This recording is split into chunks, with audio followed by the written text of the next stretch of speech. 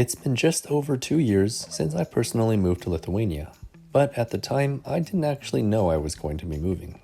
That's because I was in the country as a tourist and I eventually met someone who is now my wife. Explaining this story to anyone here won't exactly get a reaction of surprise. The more people I speak to, the more I realize it's a fairly common story, almost to the point that it could probably be a meme or a cliche. Funny enough, someone I spoke to the other day at a co-working facility said most of the foreigners working at their offices are in the same situation.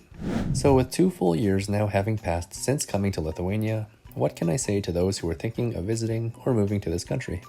Well, I've made a short list for today's video. And since I'm comparing my Lithuanian experience to other places I've lived, you'll definitely get to learn a little more about me too. So let's get started. I think my first mild shock regarding Lithuania was how well developed it was. This wasn't surprising to me when I arrived in 2020, but when I first visited as a tourist in 2017, I was delighted to find that Vilnius had a well-functioning public transportation system and was overall extremely safe. I'll be completely honest with you and admit that on my first visit, I was expecting some sort of post-Soviet state still recovering from communist Russia influence. I think this was definitely the result of movies, which can often perpetuate this stereotype as a parody. Just take this example from the 2004 movie Eurotrip.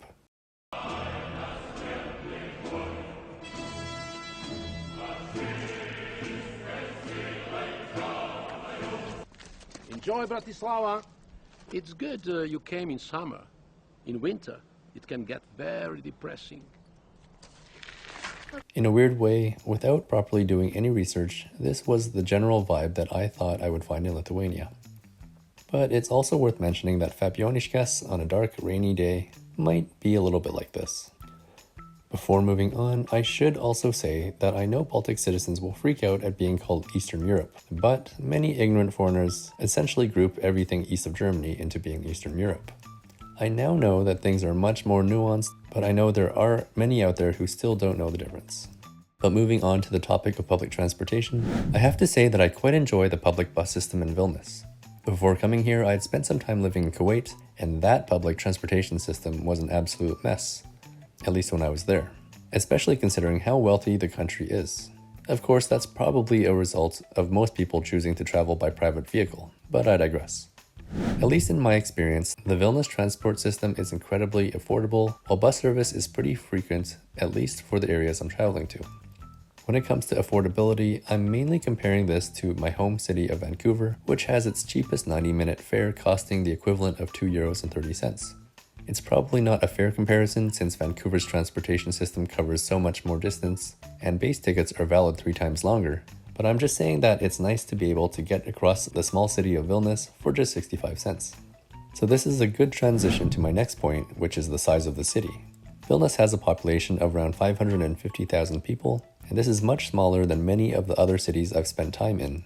It's actually about the same size as Edinburgh, Scotland, a city I lived in for just over a year and really enjoyed. I think this size of city is ideal. It's not too big that it feels chaotic and frantic, but it's still big enough that you have pretty much everything you need and want for living and enjoying life, including a good selection of restaurants, big shopping centers, and an international airport. It's small enough that you can walk across the city in less than an hour, but big enough that you can wander around different neighborhoods and find new things all the time. I've heard quite a few other foreigners say the exact same thing, so I know it's not just me. So yes, Vilnius does have its own international airport. It even has a major airline serving it, such as Lufthansa and Turkish Airlines. However, Vilnius just isn't a big enough destination to have long-haul flights operate from the airport.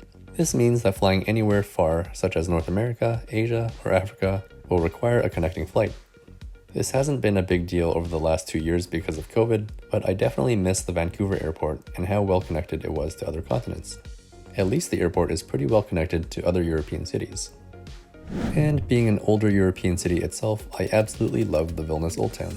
It's big enough that I can spend an hour or 2 wandering around during each visit, and it offers so many great cafes and restaurants to check out. Vilnius Street, Castle Street, and Town Hall Square are probably my top 3 spots in the Old Town.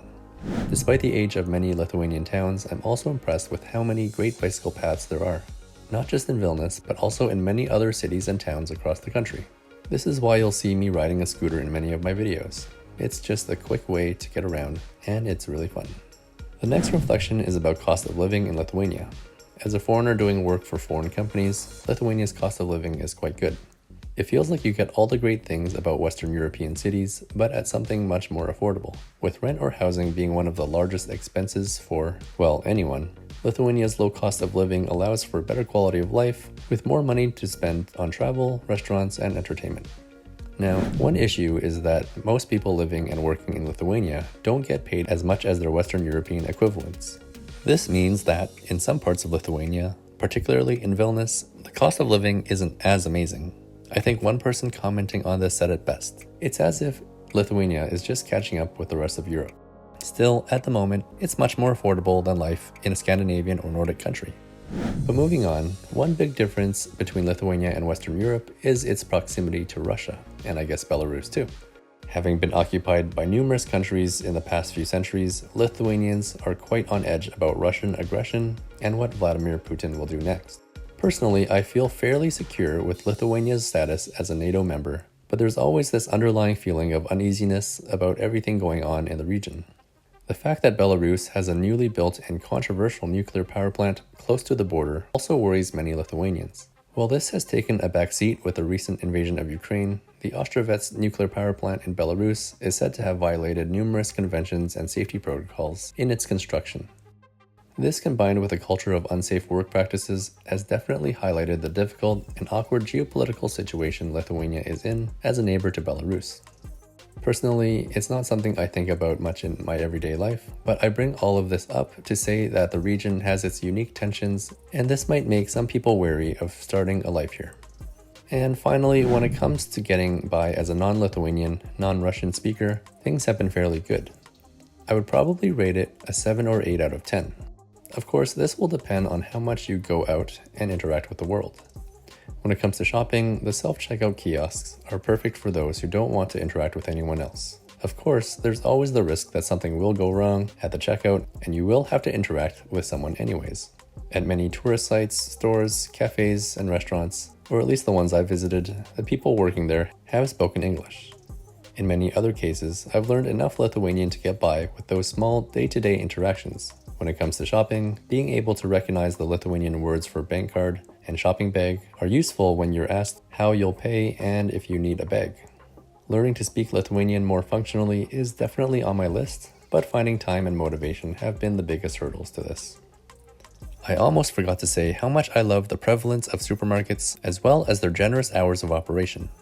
The same goes for most post offices and the fact that Lithuania's postal system delivers on Saturdays too. These things make life a lot easier. Oh, and mobile data rates are so much cheaper here than in Canada. But that's more about Canadian phone service being far too expensive. And one thing that some people may not like is the fact that alcohol sales are limited to certain hours of the day. But I think that's about it for me and my reflection of the past 2 years in Lithuania. Overall, I love it here. It feels safer than most major Canadian cities, and the cost of living is much lower too. For anyone looking to visit or live here, I would highly recommend it, or at least coming once to check things out for yourself. So if you could move to a foreign city anywhere in the world, where would it be? Let me know by leaving a comment. Thanks so much for watching, and I'll see you next time.